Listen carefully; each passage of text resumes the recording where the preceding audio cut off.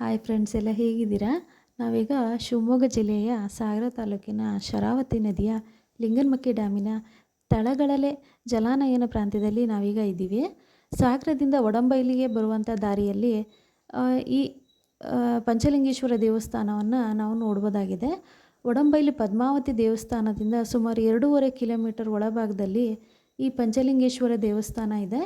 ಇಲ್ಲಿ ನಾವು ಇದನ್ನು ಶ್ವೇತಲಿಂಗ ಅಂಥೇಳಿ ಕರೆಯಲಾಗ್ತದೆ. ಈ ರಸ್ತೆ ಕೂಡ ಸ್ವಲ್ಪ ಹಾಳಾಗಿದೆ, ಆದ್ರೂ ದೇವ್ರ ದರ್ಶನ ಮಾಡಲೇಬೇಕನ್ನೋರು ಹೋಗಿ ನೋಡಿಕೊಂಡು ದರ್ಶನ ಮಾಡ್ಕೊಂಡು ಬರ್ತಾರೆ.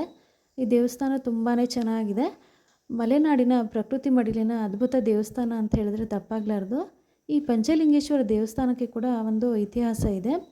ಮುಳುಗಡೆ ಆಗೋಕ್ಕಿಂತ ಮುಂಚಿತವಾಗಿ ಈ ಗ್ರಾಮದ ಒಂದು ಹಸು ಏನು ಮಾಡತ್ತೆ, ಒಂದು ಜಾಗದಲ್ಲಿ ಪ್ರತಿನಿತ್ಯ ತನ್ನ ಹಾಲನ್ನು ಎರಿತಾ ಇರುತ್ತೆ. ಇಲ್ಲಿನ ಗ್ರಾಮಸ್ಥರು ಏನು ಮಾಡ್ತಾರೆ, ಇದನ್ನು ಗಮನಿಸಿ ಆ ಜಾಗವನ್ನು ಸ್ವಚ್ಛಗೊಳಿಸಿ ನೋಡಿದಾಗ ಅಲ್ಲಿ ಈ ಪಂಚಲಿಂಗೇಶ್ವರ ದೇವಸ್ಥಾನದ ಪ್ರಮುಖವಾದ ಮೂರ್ತಿಯಾದ ಶ್ವೇತಲಿಂಗ ಈ ಮೂರ್ತಿಯಲ್ಲಿ ದೊರಕುತ್ತೆ.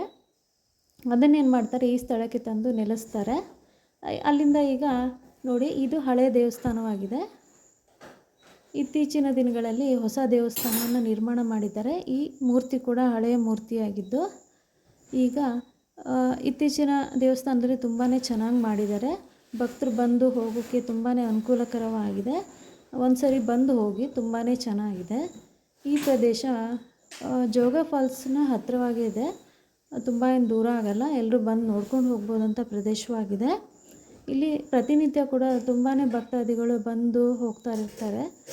ಇಲ್ಲಿ ಪೂಜೆ ಪುನಸ್ಕಾರಗಳು ತುಂಬಾ ಚೆನ್ನಾಗಿ ನಡೀತಾ ಇದೆ. ಹಾಗೆ ಇಲ್ಲಿನ ವಿಶೇಷ ಏನಪ್ಪ ಅಂತಂದರೆ, ಬಿಳಿಯ ಲಿಂಗ ಇಲ್ಲಿನ ಪ್ರಮುಖ ವಿಶೇಷವಾಗಿದೆ. ಇದನ್ನು ನಾವು ಅನ್ನೋದಕ್ಕಿಂತ ಇಲ್ಲಿನ ಗ್ರಾಮಸ್ಥರು ಏನಂತ ಕರೀತಾರೆ ಅಂದರೆ ಶ್ವೇತಲಿಂಗ ಅಂತೇಳಿ ಕರೀತಾರೆ. ಇಲ್ಲಿ ವಿಶೇಷ ದಿನಗಳಲ್ಲಿ ಅಂದರೆ ಹುಣ್ಣಿಮೆ, ಅಮಾವಾಸ್ಯೆ ದಿನಗಳಲ್ಲಿ ಮತ್ತು ಇನ್ನಿತರ ವಿಶೇಷ ದಿನಗಳಲ್ಲಿ ಈ ಲಿಂಗ 5 ಬಣ್ಣಗಳನ್ನು ಬದಲಾಯಿಸುತ್ತೆ ಅಂತ ಹೇಳ್ತಾರೆ. ಇದನ್ನು ನೋಡಲಿಕ್ಕೋಸ್ಕರನೂ ತುಂಬ ಜನ ಬಂದು ಹೋಗ್ತಿರ್ತಾರೆ. ನೋಡಿ, ನಾವು ದೇವಸ್ಥಾನಕ್ಕೆ ಹೋದ ಸಂದರ್ಭದಲ್ಲಿ ಅರ್ಚಕರು ಪೂಜೆಯನ್ನು ಮಾಡ್ತಾಯಿದ್ರು. ನಾವು ಕೂಡ ಪೂಜೆಯಲ್ಲಿ ಪಾಲ್ಗೊಂಡು ದೇವ್ರ ದರ್ಶನ ಮಾಡಿಕೊಂಡು ಬಂದಿದ್ದೀವಿ. ತುಂಬಾ ಚೆನ್ನಾಗಿತ್ತು, ತುಂಬಾ ಖುಷಿ ಆಯಿತು. ನೋಡಿ ಎಷ್ಟು ಚೆನ್ನಾಗಿದೆ.